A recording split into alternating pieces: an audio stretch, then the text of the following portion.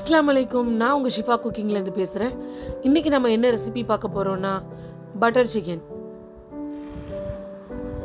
இந்த butter chicken recipe ரொம்பவே ஜூஸியாக இருக்கும், ரொம்பவே க்ரீமியாக டேஸ்டியாக இருக்கும். இதை நீங்கள் சப்பாத்தி, பூரி, பரோட்டா, நான் எது கூட வேணாலும் வச்சு சாப்பிட்லாம். எல்லாத்தோட ஏற்ற காம்பினேஷனாக இருக்கும். சரி, இந்த பட்டர் சிக்கன் எப்படி செய்யறதுன்னு பார்க்கலாமா?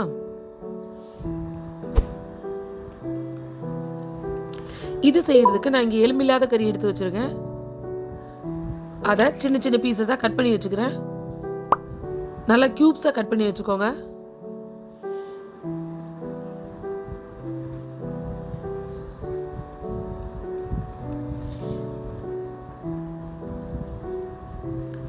இல்லை, எனக்கு போன் இல்லாத சிக்கன் பிடிக்காது, உங்களுக்கு போன் வச்ச சிக்கன் தான் பிடிக்கும் அப்படின்னா கூட நீங்கள் போன் வச்ச சிக்கனில் கூட இதை செய்யலாம்.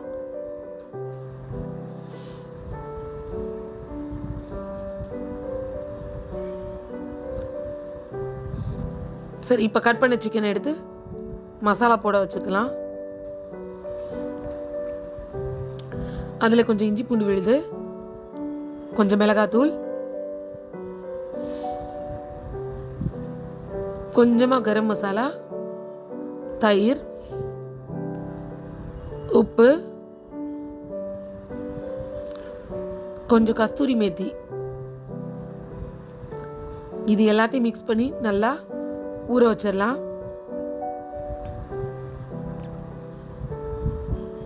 இது ஒரு அரை மணி நேரம் நல்லா ஊறட்டும். இப்போ வெங்காயத்தை கட் பண்ணிக்கிறேன். வெங்காயத்தை சும்மா ரஃப்பாக கட் பண்ணால் போதும். ஏன்னா நம்ம வதக்கிட்டு அதை அரைக்க தான் போகிறோம். அதனால் ரொம்ப பொடிசாக கட் பண்ண வேண்டியதில்லை. சும்மா இந்த மாதிரி ரஃப்பாக கட் பண்ணி வச்சுக்கோங்க. அதோட தக்காளியும் அதே மாதிரி சும்மா ரஃப்பாக கட் பண்ணி வச்சுக்கோங்க. உங்களுக்கு எவ்வளோ கிரேவி தேவையோ அவ்வளோ வெங்காயம் தக்காளி கட் பண்ணிக்கோங்க.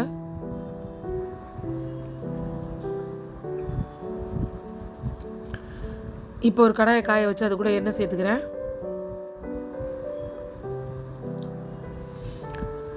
ரெண்டு பிரிஞ்சி இலை, 2 பட்டை, ஒரு 3 கிராம்பு, 2 ஏலக்காய், அது கூட நம்ம கட் பண்ணி வச்சிருக்க வெங்காயத்தை சேர்த்துக்கிறேன்.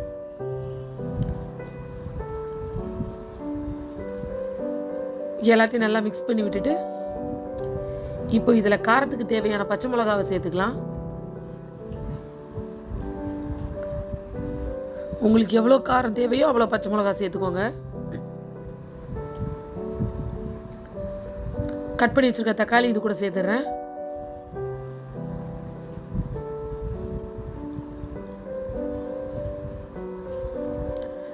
நல்லா மிக்ஸ் பண்ணி விட்டுக்கிறேன்.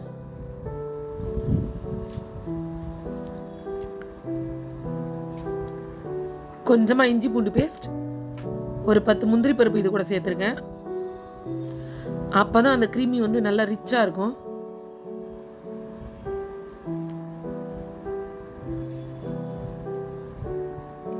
இது கூட ஒரு 1/2 கிளாஸ் தண்ணி ஊற்றிக்கிறேன்.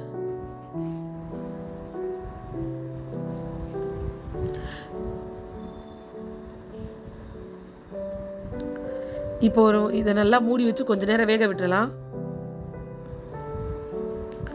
பார்த்தீங்களா, வெந்துக்கிட்டு இன்னும் கொஞ்சம் நல்லா வெந்து வரட்டும். இதில் முந்திரி சேர்க்கும் போது அந்த க்ரீம் அந்த கிரேவி நல்லா க்ரீமியாக இருக்கும்.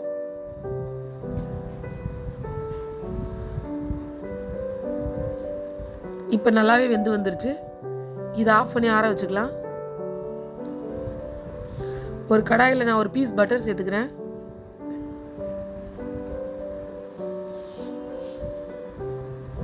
இப்போ நம்ம இங்கே ஊற வச்சுருக்க சிக்கன் எடுத்து இதில் ஃப்ரை பண்ணிக்கலாம். நீங்கள் ஃப்ரை பண்ணும்போது கண்டிப்பாக பட்டர் தான் சேர்க்கணும்.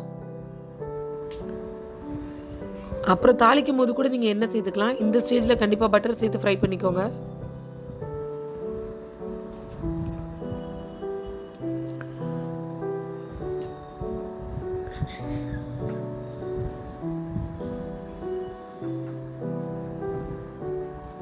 சிக்கன் ரொம்ப நேரம் வேக வேண்டியதில்லை. சும்மா ஒரு 50% வேக வச்சிங்கன்னா போதும்.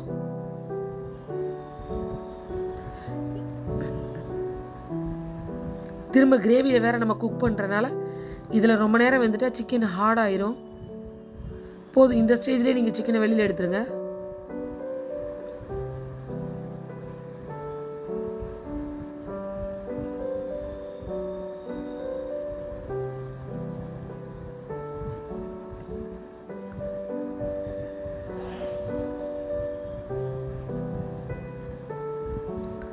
எல்லா சிக்கனையும் எடுத்துக்கிறேன்.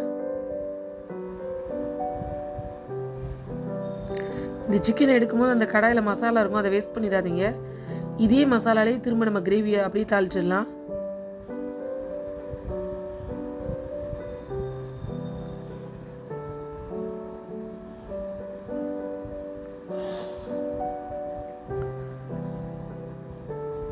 இந்த கடாயிலே கொஞ்சம் மசாலையும் பட்டரும் இருக்குது, அதுலேயும் இன்னும் கொஞ்சம் பட்டர் சேர்த்துக்கிறேன். உங்ககிட்ட பட்டர் ஓவர் ஆகுது அப்படின்னு நீங்கள் நினச்சிங்கன்னா நீங்கள் இந்த ஸ்டேஜில் எண்ணெய் சேர்த்துக்கலாம். ஆனால் கறியை பொரிக்கும் போது கண்டிப்பாக பட்டரில் தான் பொரிக்கணும். கொஞ்சமாக இஞ்சி பூண்டு பேஸ்ட் போட்டு நல்லா அந்த பட்டரில் வேக விட்டுருங்க.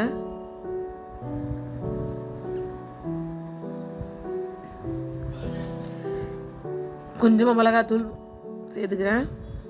இப்போ நம்ம ஆற வச்சுருக்கிற மசாலாவை அரைச்சி வச்சுருக்கேன், அதை இது கூட சேர்த்துக்கிடலாம்.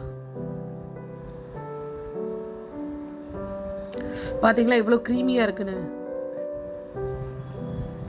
எல்லாத்தையும் நல்லா மிக்ஸ் பண்ணி விட்டுக்கிறேன். அந்த மிக்சியில் கொஞ்சம் தண்ணி ஊற்றி இது கூட சேர்த்துக்கிறேன். தண்ணி மட்டும் பார்த்து சேருங்க, ஏன்னா அந்த கிரேவி வந்து திக்காக இருந்தால் தான் நல்லாயிருக்கும், தண்ணியாக இருந்தால் நல்லா இருக்காது. கிரேவிக்கு தேவையான உப்பு போட்டுக்கோங்க. கிரேவியை மூடி வச்சிடலாம். கொஞ்ச நேரம் நல்லா கொதிக்கட்டும். கொதிச்சு அது ஒரு திக் ஸ்டேஜுக்கு வரட்டும். பார்த்தீங்களா திக்காக தான் இருக்குது, இன்னும் கொஞ்சம் திக்காகட்டும். இன்னும் ஒரு 2 நிமிஷம் இதை நான் மூடி வச்சுக்கிறேன். ஏன்னா சிக்கன் சேர்த்ததுக்கப்புறம் ரொம்ப நேரம் கிரேவி கொதிக்கக்கூடாது. அதனால் முதவே நல்லா வத்துனதுக்கப்புறம் சிக்கனை சேர்த்துக்கோங்க.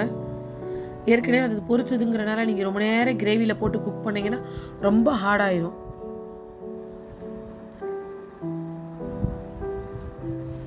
இப்போ நல்லாவே திக்காயிடுச்சு பார்த்தீங்களா. இந்த ஸ்டேஜில் நம்ம பொரிச்சு வச்சிருக்க சிக்கனை இது கூட சேர்த்துடுறேன். நல்லா மிக்ஸ் பண்ணி விட்டுக்கிறேன்.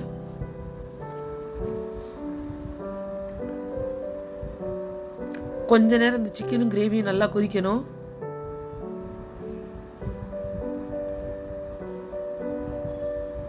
ரொம்ப நேரம் கொதிக்க விட்டுறாதீங்க, கொஞ்ச நேரம் கொதிச்சா போதும். பார்த்தீங்களா எல்லாம் ஒன்று சேர்ந்துருச்சு.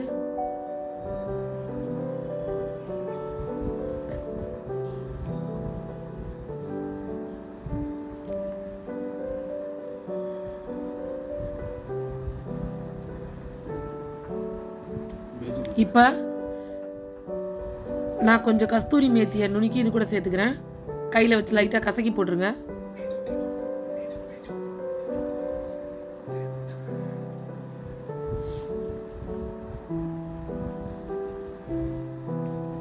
லைட்டாக உள்ளங்கையில் வச்சு கசக்கி போடுங்க, நல்லாயிருக்கும். ஒரு பீஸ் பட்டர் இது கூட சேர்த்துக்கிறேன்.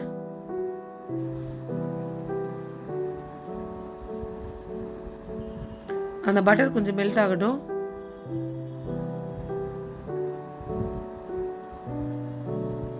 அவ்வளோதான், பட்டர் சிக்கன் ரெடி ஆயிடுச்சு. ஃபைனலாக கொஞ்சமாக ஃப்ரெஷ் க்ரீம் சேர்த்துக்கிறேன். இந்த ஃப்ரெஷ் க்ரீம் வீட்டிலே ரெடி பண்ணது தான்.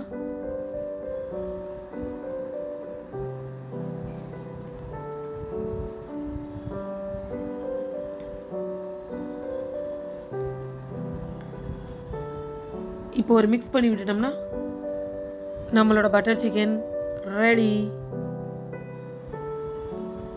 இப்போ இதை நீங்கள் ஆஃப் பண்ணி சர்வ் பண்ணலாம். பார்த்தீங்களா நல்ல ஒரு சுட சுட சூப்பரான பட்டர் சிக்கன் ரெடி ஆகிடுச்சு. நீங்களும் உங்கள் வீட்டில் இதே மாதிரி ட்ரை பண்ணி பாருங்கள். ட்ரை பண்ணி பார்த்துட்டு எப்படி இருந்துச்சுன்னு எனக்கு கமெண்ட்ஸில் சொல்லுங்கள். இதே மாதிரி உங்களுக்கு வேறு ஏதாவது ரெசிபிஸ் வேணும்னாலும் எனக்கு கமெண்ட் பண்ணுங்கள். கண்டிப்பாக உங்களுக்காக நான் செய்கிறேன். இந்த பட்டர் சிக்கன் உங்களுக்கு பிடிச்சிருந்துச்சுன்னா என்னோட சேனலை லைக் பண்ணுங்கள், ஷேர் பண்ணுங்கள், சப்ஸ்கிரைப் பண்ணுங்கள். சூப்பர். சப்ஸ்கிரைப் பண்ணுங்க.